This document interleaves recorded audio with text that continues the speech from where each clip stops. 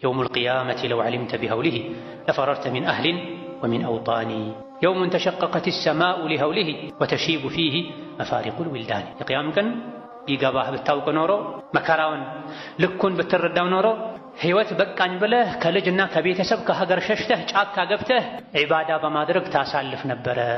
የቂያማ ቀን ከክብደቱ የመጣ ግዙፉ ትልቁ ሰማይ ተሰባብሮ ተሰነጣጥቆ የሚወገድበት ቀን ነው።